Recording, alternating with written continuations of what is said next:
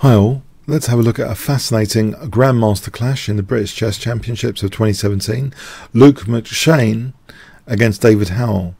So e4 from Luke. We have a French defense, Tarrasch, quick c5.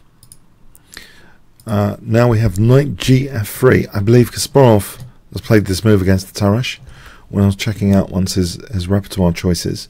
C takes, knight takes d4, knight c6, that's pinned, bishop d7, and now knight takes c6. You might think this is a little bit quirky, this opening, where that knight has travelled just to swap off there, and now the bishop retreats, but it does maintain the bishop. It's very rare to actually take with, you don't want to give up your light squared bishop.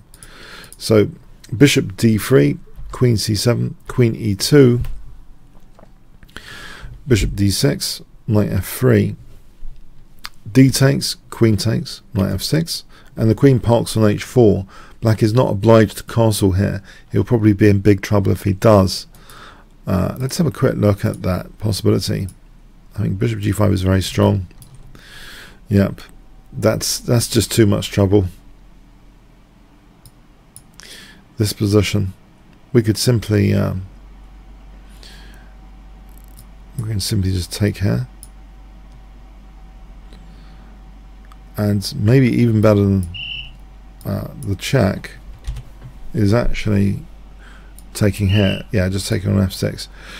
Cast things out of the question. So we have h6, bishop d2, and white prepares to castle queenside. c5, is this going to put white off this c4? But at the moment it's covered. Rook b8, rook he1, bishop c6, bishop c3, eyeing f6. Now black takes on f3, g takes and plays this check, and now king e7 defending f6. White is threatening bishop takes f6 here. King e7 keeping the king in the center. b3. Now this is an interesting moment where it seems tactically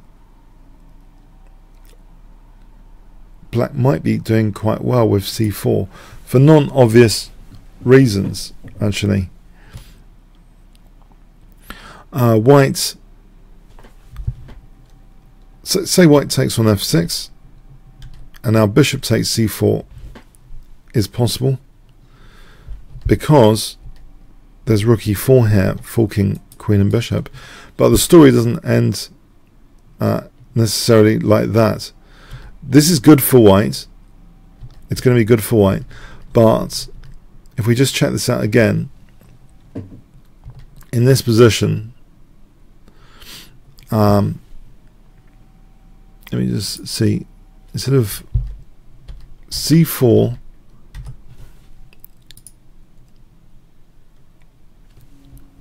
okay, we have this position, bishop takes c4. In this position, instead of the immediate queen takes c4, intriguingly, rook hd8, yes, getting that central file contested with this lurking threat is interesting. So say the bishop moves back.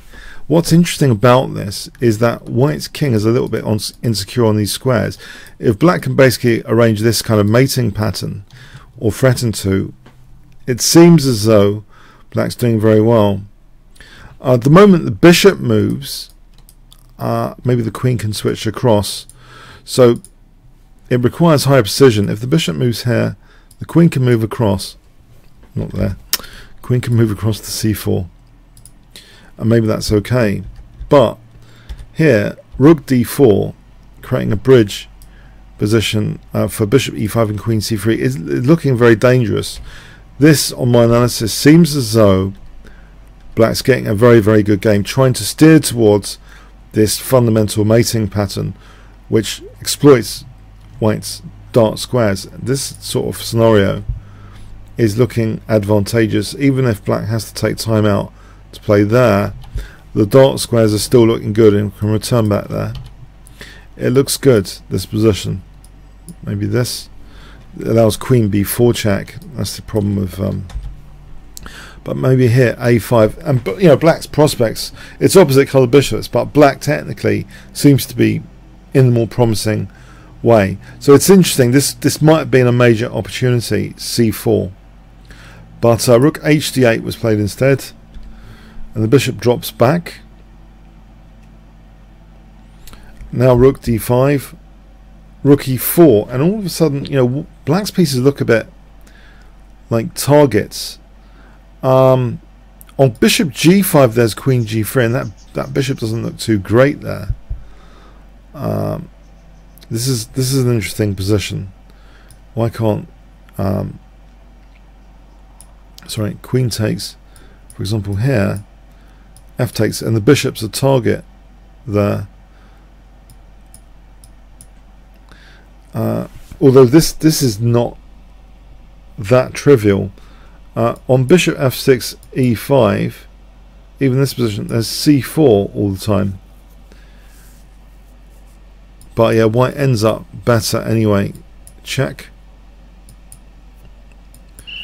And technically white's doing okay. Yeah, this it just looks interesting, this stuff to consider, bishop g5. But yeah, queen g3 here does seem to be okay for white at least. It's very complicated. So rook f5 was played though. And we have now a curious looking move. A very curious looking move, rook a4. It does actually threaten the rook. This is a bit of token pressure there. The main threat is to take the rook. And that's pinned. The bishop's pinned.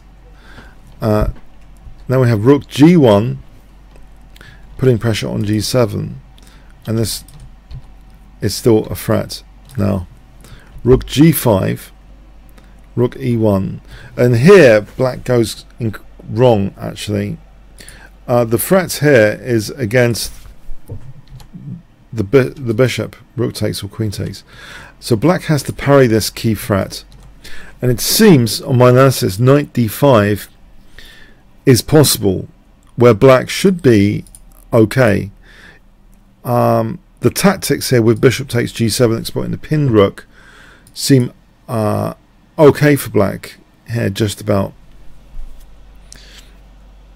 Although it is dangerous. Bishop takes f6 if we don't want to drop the bishop, but it's plausible to play this, it seems, although scary maybe. White, it should be about equal here apparently. It's a really tense position with all sorts of possibilities, to be fair. For example, you might think knight c3 check, but just king a1, and the knight's kind of neglected the king, which I think backfires here if the knight's over here. Yeah, it's complicated stuff, but we have knight h5 in the game, and can you see what white played in this position? If I give you 5 seconds, white's play here.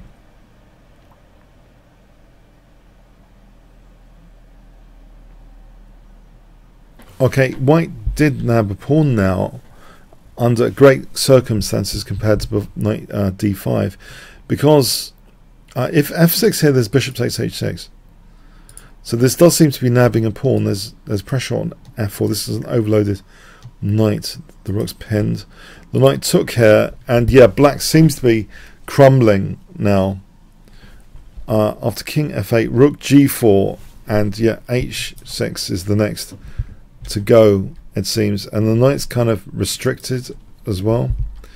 We have queen takes h6 threatening to win the knight with the check. Now rook takes g4, little move h3. Unfortunately for black, if rook g2, then bishop e4, encouraging the rook away from the knight, which would mean queen h8 is winning the knight. So that's horrible. So we have actually c4, bit desperate.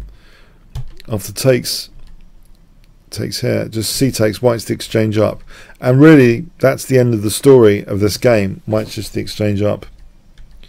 Yeah, it's a little matter of just simplifying now. He takes this a7 pawn en route, keeping hold of f2. Now the queen comes back, and it's all over after queen f6 check. A very tense tactical struggle between two of the top seeds in the British Chess Championship. So I think the critical mistake seems to be knight h5 Knight d5 was interesting, but earlier it seems black had a very interesting opportunity for a glimpse at a mating pattern which would have given black an edge, but it's very, very complicated stuff, that c4. I suppose fundamentally it's the sort of stuff you should be on high alert on if white does have like fundamentally dark square weaknesses. So yeah, maybe some interesting lessons in there, but a lot of tactics, a lot of complexity. Very, very interesting encounter. Okay, comments, questions, likes, shares appreciated. Thanks very much.